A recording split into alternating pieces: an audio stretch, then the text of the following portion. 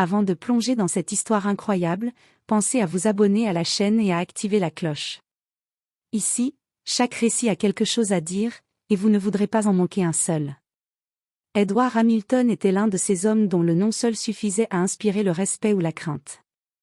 Issu d'une famille aisée, il avait multiplié sa fortune par ses propres affaires, hôtels de luxe, restaurants étoilés, investissements dans l'immobilier.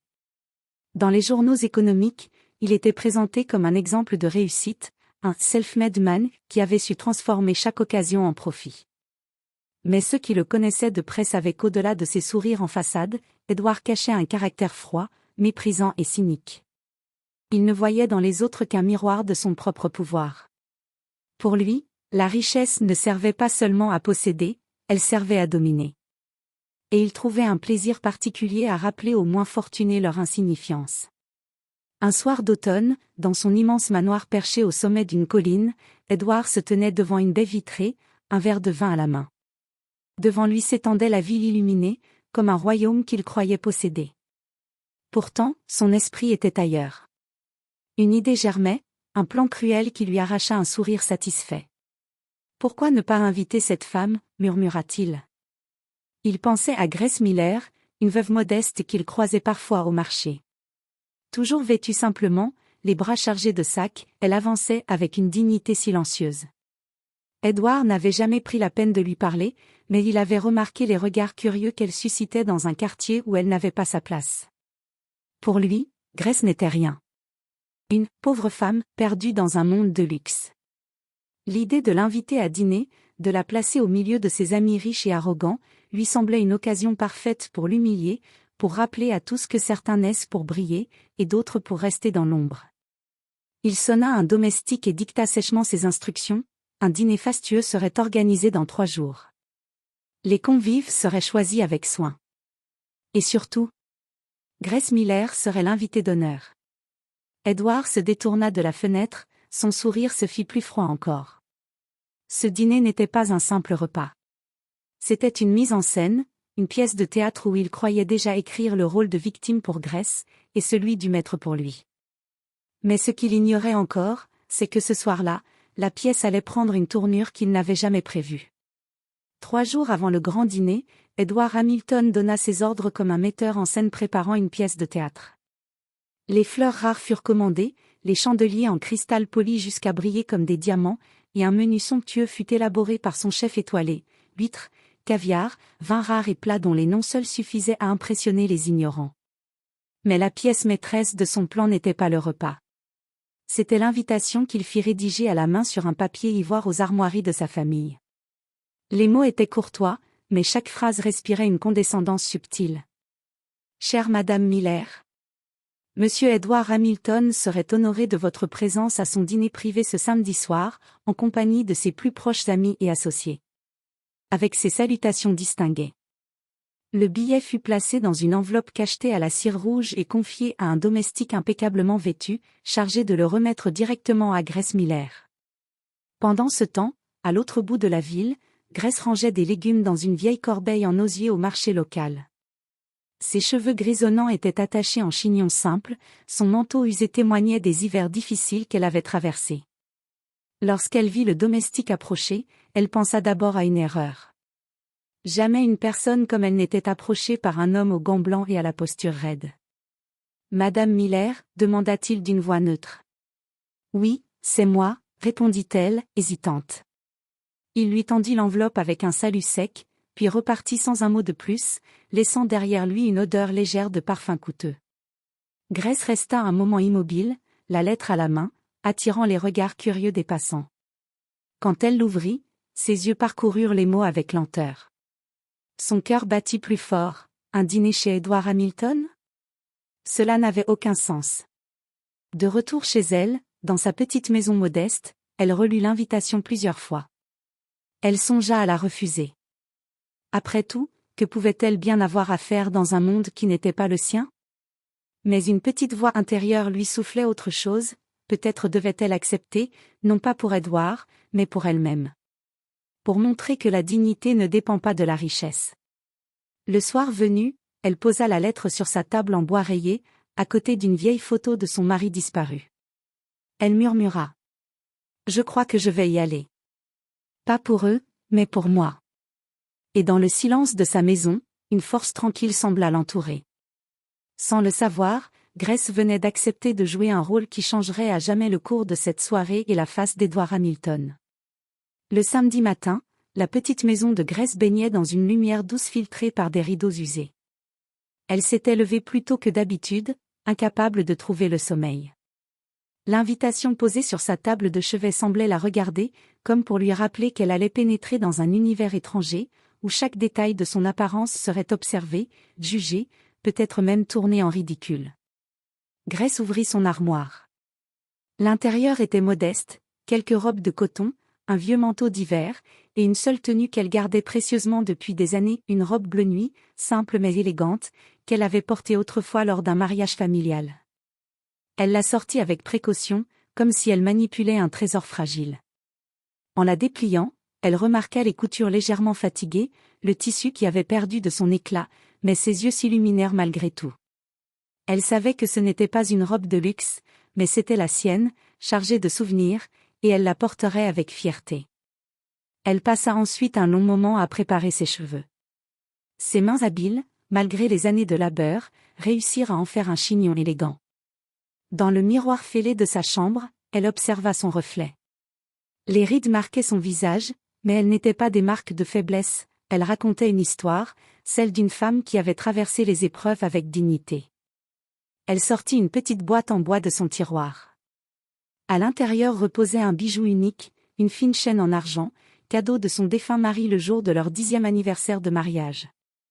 Elle la passa autour de son cou et ferma les yeux un instant, comme pour se donner du courage. « Tu serais fière de moi aujourd'hui » murmura-t-elle, la voix tremblante. L'après-midi, elle cirait elle-même ses vieilles chaussures noires, les frottant jusqu'à leur donner une brillance presque nouvelle. Elle prit également le temps de repasser soigneusement la robe, pièce par pièce, comme si chaque geste était un rituel pour affronter la soirée qui l'attendait. Au fil des heures, Grace ne se préparait pas seulement physiquement. Elle se préparait intérieurement. Elle savait qu'elle serait regardée comme une étrangère, une intruse dans un monde de luxe.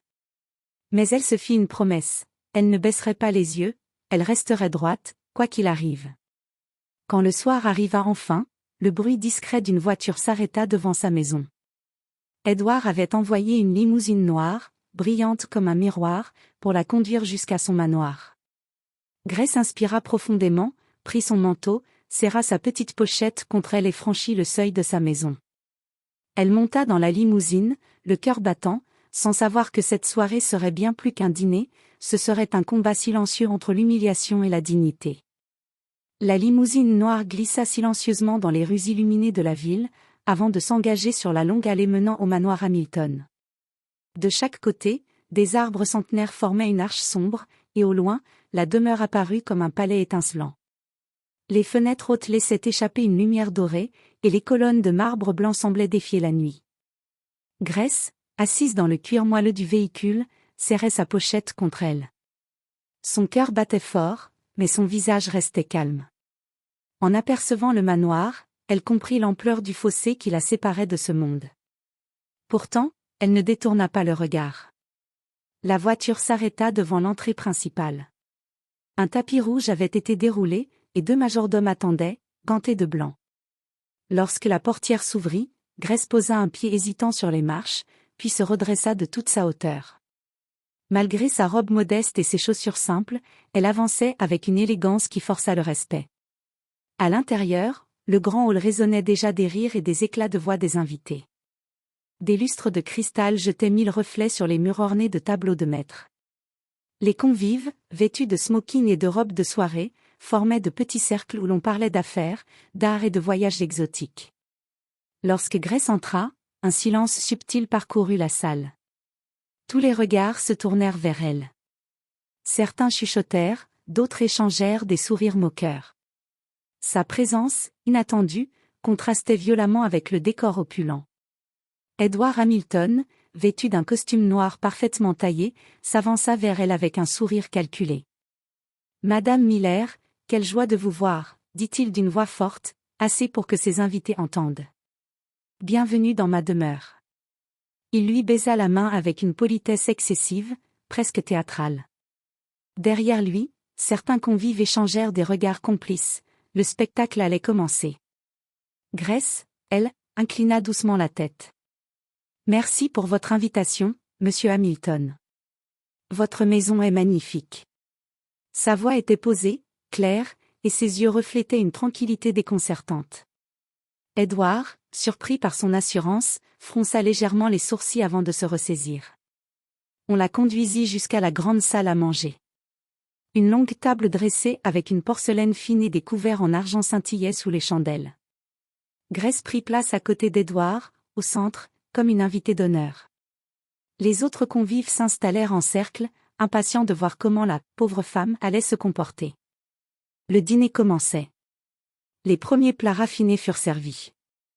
Edward, un sourire carnassier aux lèvres, s'apprêtait à tendre son premier piège.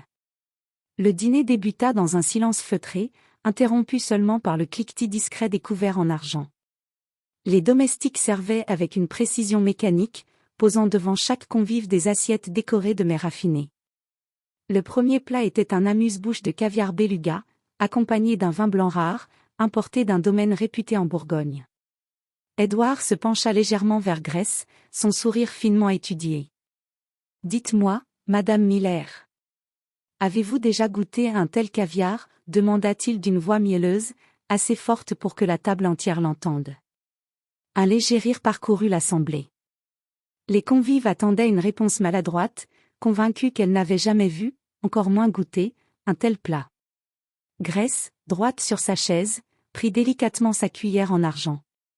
Elle observa un instant les petites perles sombres, puis leva les yeux vers Edward. « Oui, une fois, il y a longtemps.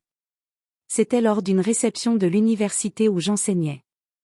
Je me souviens surtout que ce n'était pas tant le goût qui comptait, mais la compagnie avec laquelle on le partageait. » Un silence surpris s'installa. Edward plissa les yeux. « Université ? Enseignement ?» Quelques invités échangèrent des regards, troublés. Mais Grace ne s'arrêta pas là. Elle goûta calmement le caviar, puis ajouta. « Celui-ci est raffiné, bien équilibré, mais je dois avouer que je préfère la simplicité d'un repas partagé avec sincérité. » Le ton était doux, sans arrogance. Pourtant, ces mots venaient de renverser la situation, au lieu de paraître ignorante, elle venait de montrer une culture et une expérience inattendues. Edward, déstabilisé mais pas vaincu, se redressa et changea de stratégie. « Très bien, et que pensez-vous de ce vin ?» dit-il en désignant le verre devant elle. Peu de gens savent l'apprécier à sa juste valeur. Grace porta le verre à ses lèvres, humecta à peine le vin, puis le reposa avec délicatesse. « Un meursault, sans doute, dit-elle calmement. On retrouve sa minéralité et ses notes de noisettes.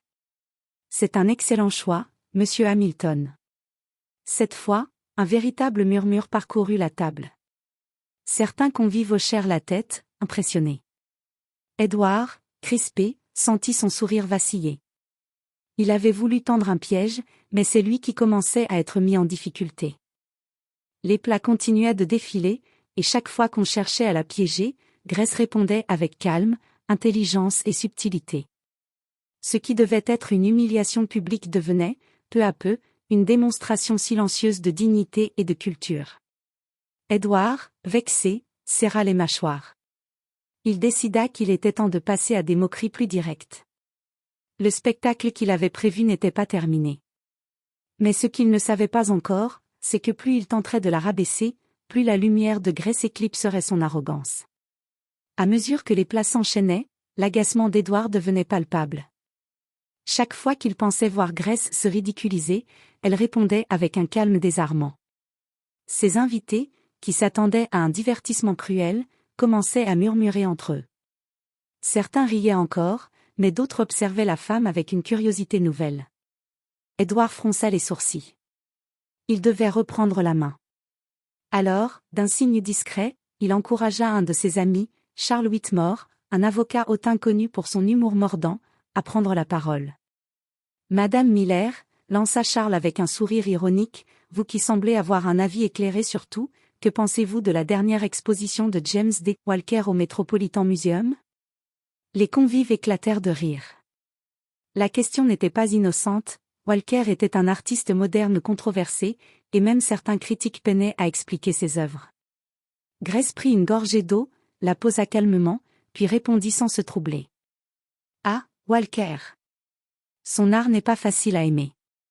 Beaucoup le trouvent chaotique, mais je pense que c'est justement ce qu'il cherche, représenter le désordre de notre époque. On peut être dérangé par ces toiles, mais n'est-ce pas le rôle de l'art que de nous questionner? Un silence tomba. Charles resta bouche bée, incapable de répliquer. Puis, contre toute attente, quelques convives applaudirent doucement, appréciant la justesse de sa réponse.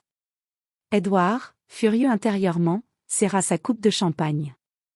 Il se pencha vers un autre invité, une femme élégante aux bijoux clinquants, qui souriait avec méchanceté. « Et vous, Lydia, peut-être avez-vous une question pour notre cher invité ?» Lydia afficha un sourire cruel. « Mais bien sûr. Madame Miller, j'aimerais savoir, quelle est votre plus grande richesse ?» demanda-t-elle, en insistant volontairement sur le mot richesse, provoquant un nouveau rire parmi certains convives. Cette fois, tous attendaient que Grace rougisse, qu'elle baisse les yeux, incapable de répondre. Mais elle redressa doucement la tête, ses yeux brillant d'une étrange lumière.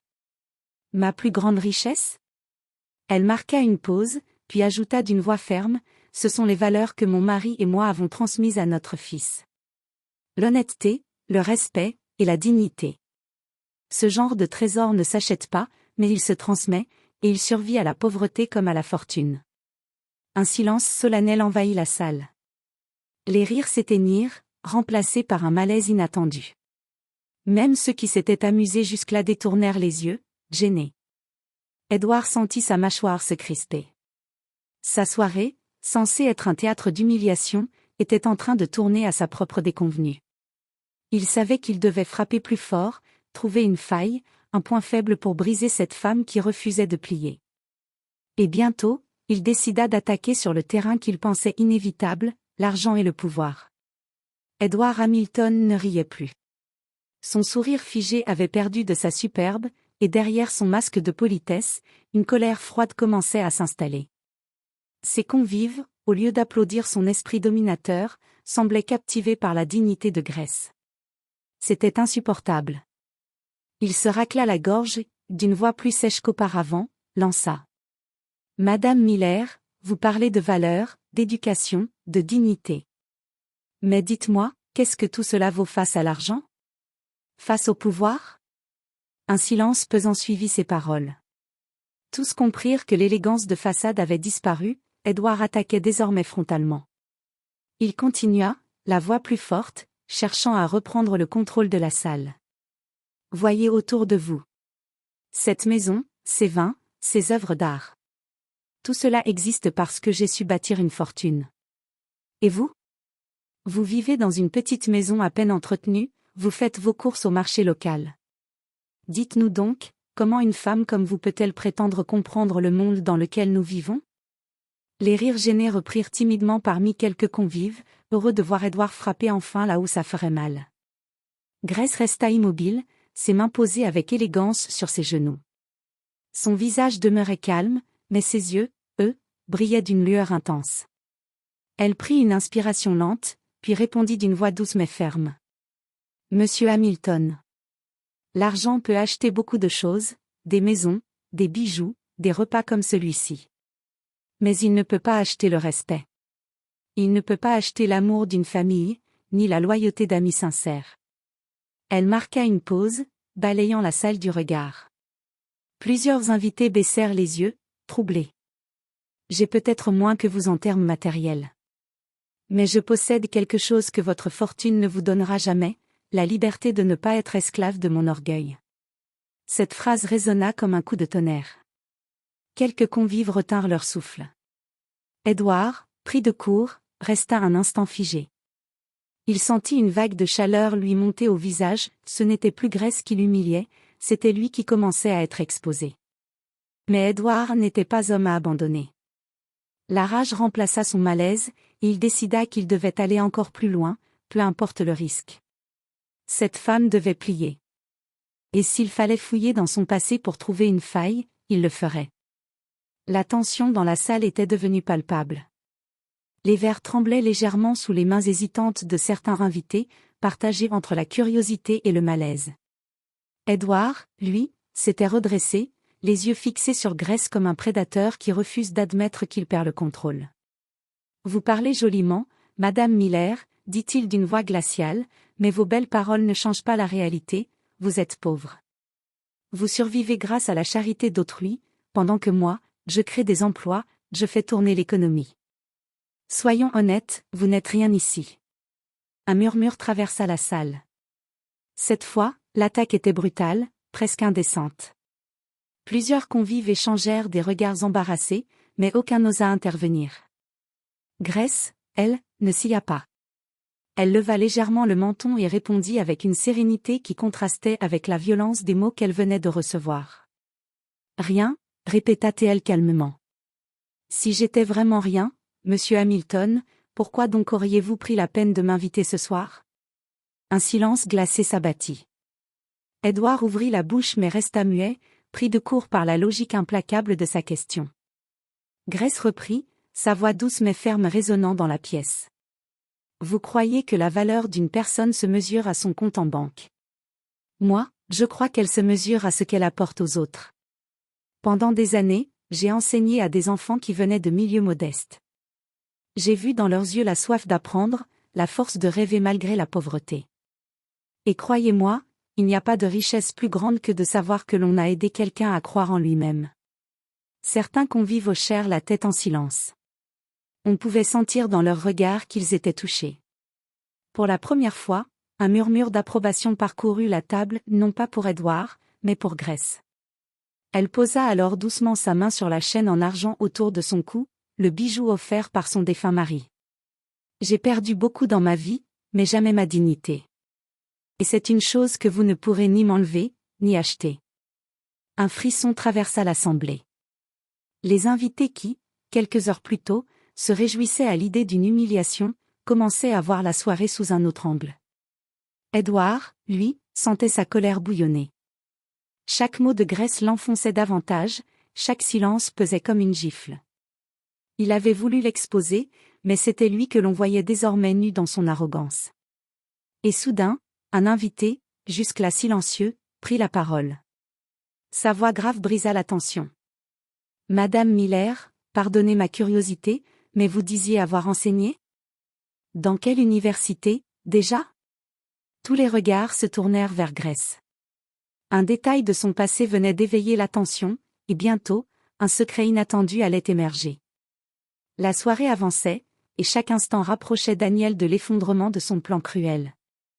Les invités, désormais captivés par la sérénité et la finesse de Clara, oubliaient presque qu'elle n'était pas issue de leur monde de luxe. Clara racontait des anecdotes de sa vie simple, mais avec une telle authenticité que même les plus sceptiques des convives l'écoutaient avec respect. Elle parlait de ses parents, de la dignité du travail honnête, de la valeur de l'humilité, et chacun ressentait qu'elle portait en elle une noblesse qui ne dépendait ni de l'argent, ni des titres. Daniel, en revanche, commençait à perdre patience. Lui qui avait prévu que les rires fusent à chaque maladresse, se retrouvait seul dans son amertume. Son sourire forcé trahissait sa frustration.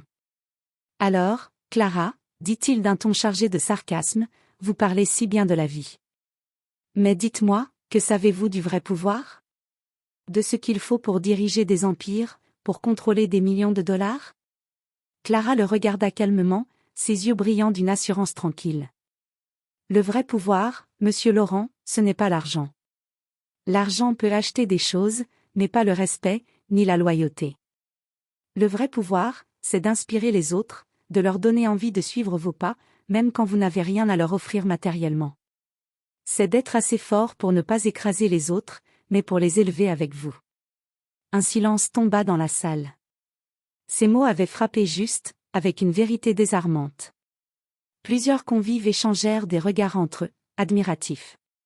Daniel, lui, resta figé, incapable de répliquer immédiatement.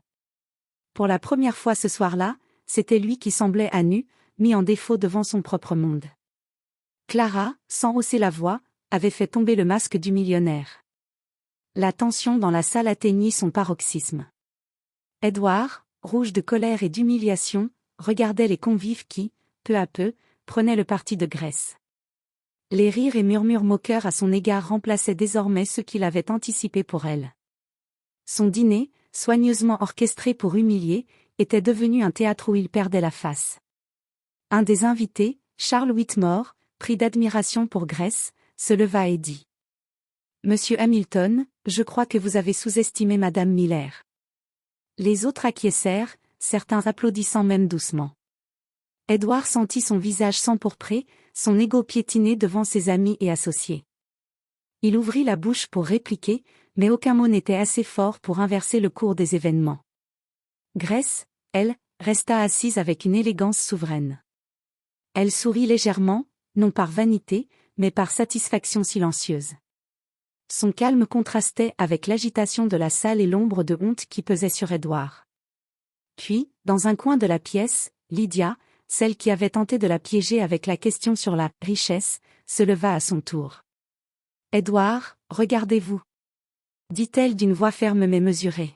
« Vous vouliez l'humilier, et pourtant, c'est vous qui êtes exposé.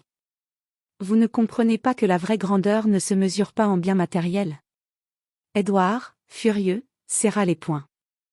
Il comprit que tout son entourage voyait désormais en Grace une personne de valeur, quelqu'un capable de tenir tête à son arrogance. La soirée qu'il avait voulue comme un triomphe cruel s'était transformée en défaite cuisante. Pour la première fois, Edward réalisa que la richesse et le pouvoir avaient leurs limites. Il ne pouvait ni acheter le respect, ni effacer la dignité d'une femme qui refusait de se soumettre. Grace se leva doucement, sa voix claire et posée résonnant dans toute la pièce. « Je vous remercie tous de m'avoir écouté. Ce soir, je n'ai rien demandé. Je ne suis venu que pour partager un repas. Mais il semble que certains aient besoin de leçons sur la vraie valeur des êtres humains. » Les convives éclatèrent en applaudissements. Certains se levèrent pour la saluer, tandis que d'autres, médusés, regardaient Edward. Son humiliation était complète. La salle, qui devait être le théâtre de son triomphe, avait désormais été le miroir de son arrogance. Grace se dirigea lentement vers la sortie, ses pas calmes résonnant dans le hall illuminé. Chaque invité, qu'il soit riche ou influ, la suivait du regard, conscient que la véritable héroïne de cette soirée n'était pas Edward Hamilton, mais cette femme simple qui avait affronté l'arrogance avec courage et dignité. Edward resta figé près de la table, les mains crispées, incapable de prononcer un mot. Pour la première fois depuis des années, il ressentit le poids de sa propre arrogance. Les convives, autrefois fascinés par son pouvoir et sa fortune, voyaient désormais la vérité. L'argent peut impressionner, intimider, mais il ne peut élever un homme qui manque de respect et d'humanité. Grace se retourna un instant, un léger sourire aux lèvres. « Monsieur Hamilton. » dit-elle calmement, « souvenez-vous, la grandeur d'une personne ne se mesure pas à ses possessions, mais à sa capacité à respecter et élever les autres. » Puis, elle franchit la porte, disparaissant dans la nuit, laissant derrière elle une maison silencieuse et un millionnaire abattu par sa propre fierté. Les convives murmurèrent, certains s'inclinant en signe de respect, d'autres simplement choqués par la leçon qu'ils venaient de recevoir. Edward, seul dans son manoir désormais vide de rire et d'admiration, s'assit dans un fauteuil, fixant le vide. Sa richesse matérielle n'avait jamais paru aussi vide, aussi futile. Cette soirée, qu'il avait voulu transformer en humiliation pour Grace, avait été son propre miroir, un rappel cruel que la vraie force, la véritable grandeur, réside dans la dignité, l'intégrité et la résilience. Et tandis que la lune éclairait le manoir silencieux, Edward comprit enfin que la richesse ne peut jamais remplacer ce que le cœur et l'esprit possèdent réellement.